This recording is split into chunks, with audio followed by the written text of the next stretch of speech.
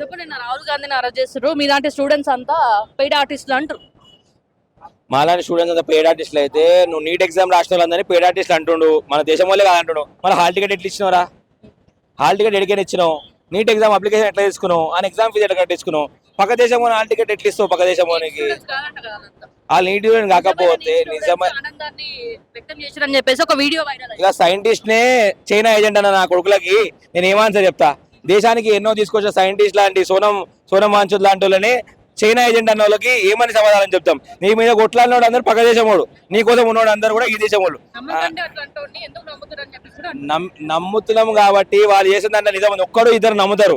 నువ్వు చెప్పే రామ భజనలకి అవిన్లకి నమ్మిన వాళ్ళు నీ పక్కన ఉన్నారు. కానీ అదే రాముని స్ఫూర్తిగా తీసుకొని లంకల రావణాసు మీద కొట్లాడదామని పోయి ముందుకు పోయిన వాళ్ళం మేము. కాబట్టి వానర సైన్యంగా అందరం కలిసి అదే రావణాసు లాంటి మోదీగా కొట్లాంటిగా వినాం. రాముని ఇన్స్పిరేషన్ తీసుకుంటే మేము, రాముని పట్టుకొని రాజకీయం చేసే మీరు. మీకు మాకు చాలా తేడా ఉంది. అంటే స్టూడెంట్స్ అంటే నీట్ పరీక్ష కోసమో ఎడ్యుకేషన్ కోసమో కొట్లాడాలి, అక్కడ హిందుత్వం కోసం దానికోసం ఎందుకు మాట్లాడుతారు అని చెప్పేసి ఎవరు హిందుత్వం కోసం మాట్లాడతారు? ఇప్పుడు నేనైతే మాట్లాడుతున్నా బీజేపీ దేనికోసం చేస్తుందో పని, ఆ రకంగా వాళ్ళు దాని టాపిక్ తీసుకొచ్చి మాట్లాడతారు తప్ప వాళ్ళ ఎజెండాగా మాట్లాడరు. వాళ్ళందరూ కూడా పొద్దున్న లేచి ఆదిపరాశక్తి అమ్మవారిని మొక్కుకొని మోదీ పైన యుద్ధం చేస్తారు. ఆమె వాళ్ళందరినీ స్ఫూర్తిగా తీసుకొని. సో నరేంద్ర మోదీ నీ last days, enjoy the last days Narendra Modi. All the best. నీ లాస్ట్ డేస్ ఎంజాయ్ చేయి నరేంద్ర మోడీ. చేసినా కూడా ఆయన పడడు, ఇంకా ఎదుగుతూనే ఉంటాడు అని చెప్పేసి నిన్ననే బీజేపీ వాళ్ళు అన్నారు. ఖచ్చితంగా అందరికి చాలా క్లియర్ గా అర్థమైంది. ఆస్ట్రేలియాకి పోతే నరేంద్ర మోడీ ఎలగొట్టిండ్రు, అది కూడా చూసినాము.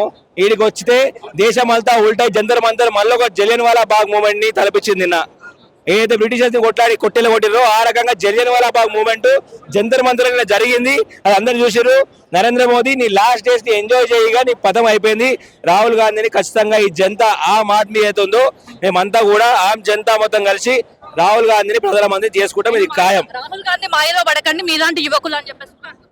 ఒకప్పుడు రాహుల్ గాంధీని పప్పు అని ట్రోల్ చేయడానికి కోట్లు ఖర్చు పెట్టిన బీజేపీకి ఈరోజు పప్పాలాగా మారిండు. కాబట్టి అంటే రాహుల్ గాంధీ పప్పు కాదు, బీజేపీకి పప్ప అని అర్థమైంది. కాబట్టి ఇంటి తలుపు దగ్గర భయపడ్డాడు నిన్న నరేంద్ర మోడీ. అరే హిమ్మత్తో బారా ప్రియాంక గాంధీ అంటే ఇంటికి బయటికి వెళ్ళి భయపడ్డ నరేంద్ర మోడీ దేశాన్ని ఏం కాపాడుతాడో దేశ ప్రజల ముంగల్ని ఉంచుతున్నాం.